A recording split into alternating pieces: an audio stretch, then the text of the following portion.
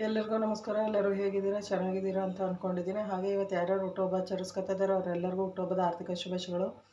ಯಾರ್ಯಾರು wedding anniversary ಆಚರಿಸ್ಕೊತಿದ್ದಾರೋ ಅವರೆಲ್ಲರಿಗೂ happy wedding anniversary ಹೇಳ್ತಾ ಇವತ್ತಿನ ವಿಡಿಯೋ ಶುರು ಮಾಡೋಣ.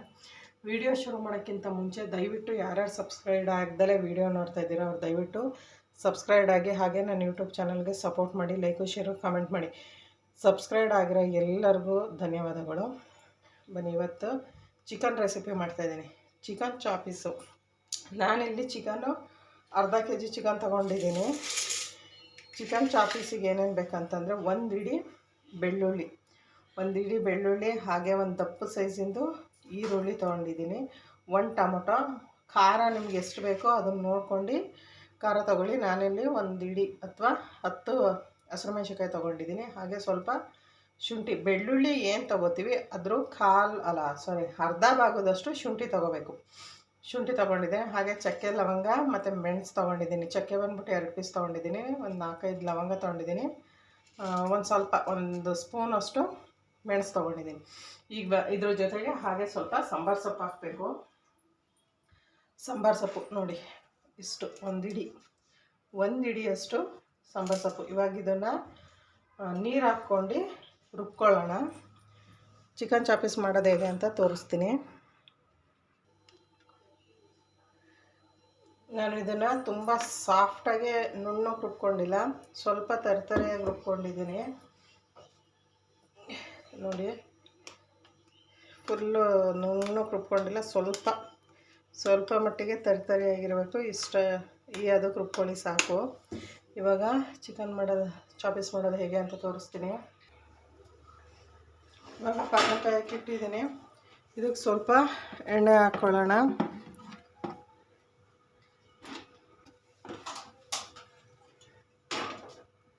ಎಣ್ಣೆ ಸ್ವಲ್ಪ ಇಷ್ಟ ಆದರೆ ಸಾಕು. ಈಗ ಎಣ್ಣೆ ಕಾಯಬೇಕು. ಈಗಿದು ಎಣ್ಣೆ ಕಾಗಿದೆ. ಇದಕ್ಕೆ ಸ್ವಲ್ಪ ಅರಿಶಿನ ಪೌಡ್ರ್ ಹಾಕ್ಕೊಳ್ಳೋಣ. ನಾನು ರುಬ್ಬಕ್ಕೇನು ಅರಿಶಿನ ಪುಡಿ ಹಾಕಿಲ್ಲ, ಕಾಯ್ದಿರೋ ಎಣ್ಣೆ ಒಳಗೆ ಅರಿಶಿನ ಪೌಡ್ರ್ ಹಾಕಿದ್ದೀನಿ. ಒಂದು ಅರ್ಧ ಟೇಬಲ್ ಸ್ಪೂನಷ್ಟು ಅರಿಶಿನ ಪೌಡ್ರ್ ಬೇಕು. ಇವಾಗ ಚಿಕನ್ ಹಾಕೋಣ. ನೋಡಿ, ಕಾಯ್ದಿದೆ. ಅದು ಚಿಕನ್ ಹಾಕ್ತಾಯಿದ್ದೀನಿ.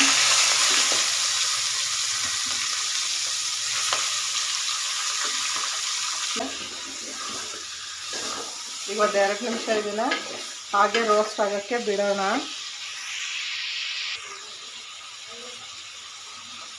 ಇವಾಗ ಸ್ವಲ್ಪ ಉಪ್ಪು ಕೂಡ ಹಾಕೋಣ. ಇಲ್ಲಿ ಏನು ಚಿಕನ್ ಇದೆ ಅದು ಅಷ್ಟಕ್ಕೆ ಮಾತ್ರ ಉಪ್ಪು ಹಾಕ್ತಾಯಿದ್ದೀನಿ ನಾನು.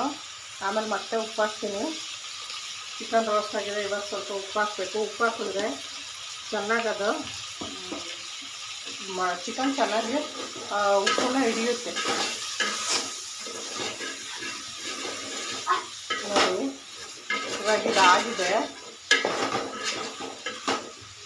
ಸ್ಮೆಲ್ ಅಂತೂ ತುಂಬ ಚೆನ್ನಾಗಿ. ಕಾಯ್ದಿರೋ ಎಣ್ಣೆಗೆ ಅರಿಶಿನ ಪುಡಿ ಹಾಕಿ ಚಿಕನ್ ಹಾಕಿದ್ರೆ ಅದ್ರ ಸ್ಮೆಲ್ಲೇ ಬೇರೆ ಥರ ಇರುತ್ತೆ. ಚೆನ್ನಾಗಿ ಸ್ಮೆಲ್ ಬರ್ತಾಯಿದೆ. ಇವಾಗ ಇದಾಗಿದೆ. ಇವಾಗ ಇದಕ್ಕೆ ರುಬ್ಬಿರೋ ಅಂಥ ಮಸಾಲೆನ ಹಾಕ್ತಾಯಿದ್ದೀನಿ. ನೋಡಿ,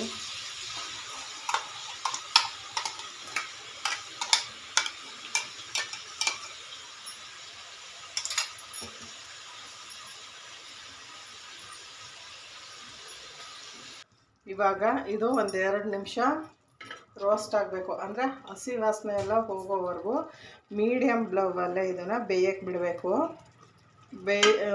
ಅಂದರೆ ಹಸಿ ಸ್ಮೆಲ್ ಹೋಗೋವರೆಗೂ. ಆಮೇಲೆ ಮತ್ತೆ ಇನ್ನೊಂದು ಸ್ವಲ್ಪ ಉಪ್ಪು ಹಾಕಬೇಕು. ಇವಾಗ ಇದನ್ನು ಬೇಯಲಿಕ್ಕೆ ಬಿಡೋಣ. ಚಿಕನ್ ರೆಡಿ ಇದೆ. ಇವಾಗ ಇದನ್ನು ಮತ್ತೆ ಒಂದು ಸಲ ನೋಡಿ, ಎಣ್ಣೆ ಎಲ್ಲ ಬಿಟ್ಕೊಂಡಿದೆ ಸೈಡಲ್ಲಿ. ಈ ಥರ ಆದಮೇಲೆ ಇದನ್ನು ಚಿಕನ್ನ ಮಿಕ್ಸ್ ಮಾಡಬೇಕು.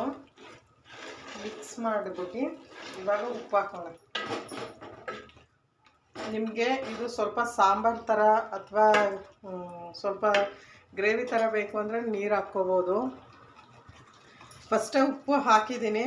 ಮತ್ತೆ ಅದಕ್ಕೆ ಎಷ್ಟು ಬೇಕೋ ಅದನ್ನು ನೋಡಿಬಿಟ್ಟು ಉಪ್ಪು ಹಾಕ್ಕೊಳ್ಳಿ. ನಾನಿವಾಗ ಅದಕ್ಕೆ ಉಪ್ಪು ಎಷ್ಟು ಬೇಕು ನೋಡಿ ಹಾಕ್ಕೋತಾ ಇದ್ದೀನಿ. ನೀವು ಅಷ್ಟೇ ಉಪ್ಪು ನೋಡಿ ಹಾಕ್ಕೊಳ್ಳಿ, ಇಲ್ಲಾಂದರೆ ಉಪ್ಪು ಜಾಸ್ತಿ ಆದರೆ ತಿನ್ನೋಕ್ಕಂತೂ ಆಗೋಲ್ಲ. ಉಪ್ಪು ಹಾಕಾಗಿದೆ. ಇವಾಗ ಇದನ್ನು ಮಿಕ್ಸ್ ಮಾಡೋಣ.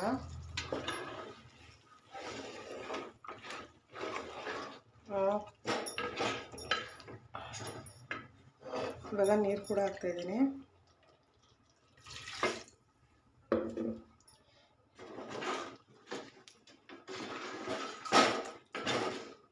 ಇವಾಗ ಇದನ್ನು ಒಂದು 5 ನಿಮಿಷ ಇಲ್ಲ ಒಂದು 10 ನಿಮಿಷ ಚಿಕನ್ ಬೇಯೋ ಗಂಟ ಇದನ್ನು ಬಿಟ್ಟರೆ ಚಿಕನ್ ಚಾಪ್ಸ್ ರೆಡಿ.